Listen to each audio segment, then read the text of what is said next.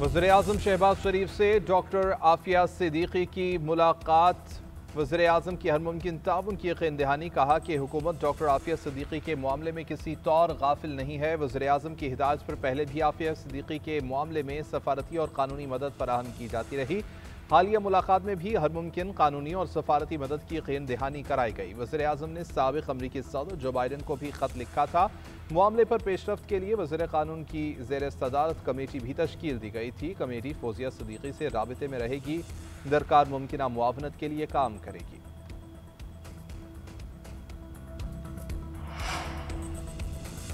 तहरीक इंसाफ के लोगों को सजाएं हो रही हैं। इस वक्त PTI वालों के पास एहतजाज के अलावा कोई और रास्ता नहीं बचा। असद उमर की इंसदादे दहशतगर्दी अदालत के बाहर मीडिया से गुफ्तगू। बोले कि जिन लोगों को सजाएं हुई हैं उन सबको ज़ाती तौर पर जानता हूँ। ये लोग तशद्दुद की सियासत पर यकीन नहीं रखते। मैं पहले वाली बात ही दोहराता हूँ कि सियासत के जरिए मसला हल किया जाए। जिन्हें सजाएं हुई, मेरी हमदर्दी उनके साथ है।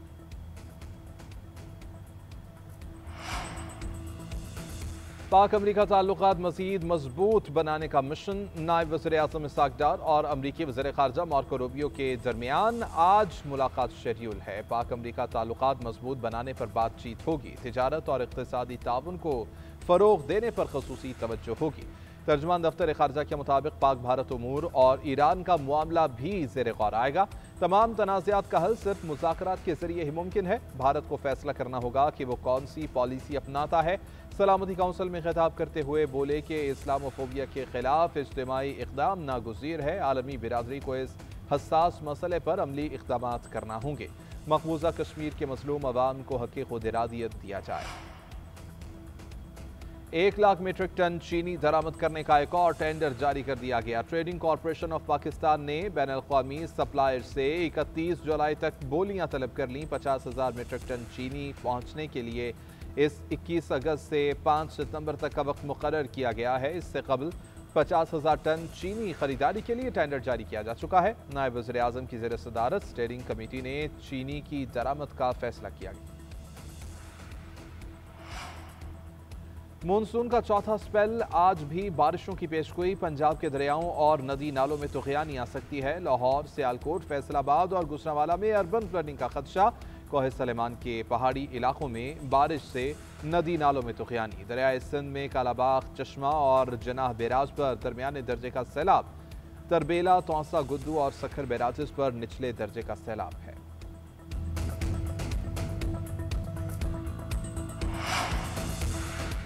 दियामिर का सैलाबी रैला तबाही की दास्तान पीछे छोड़ गया। मिट्टी और कीचड़ में गाड़ियां 4 रोज बाद भी ना निकाली जा सकी। सैकड़ों घर, इमारतें, सरकारी दफातर सैलाब की नजर। हुकूमती तर्जुमान के मुताबिक गिलगित में सैलाब और लैंडस्लाइडिंग से 9 अमवात, 10 से 12 अफराद लापता हैं। 500 से जायद घर तबाह हुए। 12 किलोमीटर से जायद सड़कें, 27 पुल और 22 गाड़ियां रेलों की नजर हुई। लापता अफराद की तलाश के लिए अब भी सर्च ऑपरेशन जारी है। हुकूमत मुतासरीन सैलाब को तनहा नहीं छोड़ेगी, हर मुमकिन मदद करेगी। पाकिस्तान की मगरिबी किनारे के गैर कानूनी इंजमाम की कोशिशों की मज़म्मत। तर्जुमान दफ्तर ख़ारजा का कहना है कि पाकिस्तान इसराइली पार्लियामेंट की करारदाद की सख्ती से मज़म्मत करता है। ये इक़दाम काबिल अफसोस और आलमी क़वानीन की संगीन खिलाफ वर्जी है। फ़लस्तीनी अवाम के हकूक़ और बैनुल-अक़वामी असूलों की मुस्तकिल पामाली का अक्कास है। इश्तियाल अंगेज़ इक़दामात क़याम अमन की कोशिशों को नुकसान पहुँचा रहे हैं।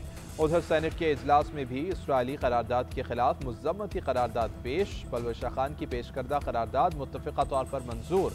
करारदाद में कहा गया है कि ये ऐवान फ़लस्तीन के लोगों के साथ मुकम्मल तौर पर हिमायत करता है।